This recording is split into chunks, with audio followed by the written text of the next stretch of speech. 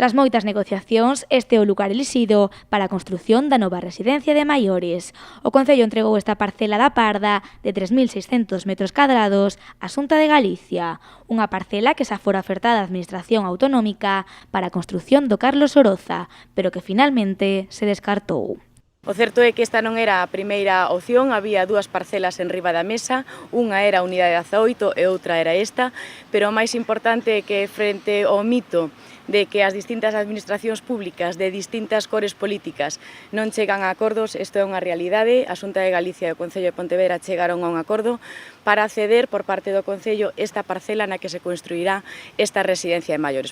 Malia que había moitas opcións en riba da mesa, finalmente esta foi elixida por ambas administracións, un acordo que eliminará, por tanto, o actual aparcamento disuasorio da zona. Eu creo que este é un sitio ideal para facelo, non? Porque está ao lado do conservatorio, si a xente que está na residencia de terceira idade, cada vez ademais, como vivimos máis tempo e nos gusta facer cousas, pois ao mellor se apuntan a facer algún curso no conservatorio,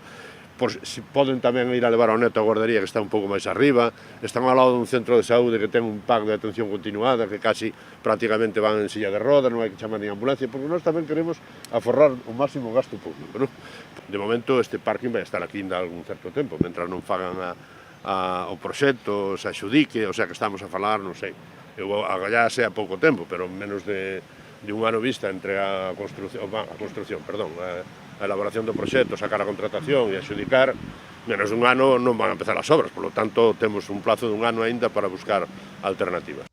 A conselleira de Política Social anunciou que a Xunta de Galicia xa comezou a redactar o anteproxecto. O que está claro de momento é que a residencia da terceira idade contará con 120 prazas dispoñibles e terá un orzamento superior aos 10 millóns de euros.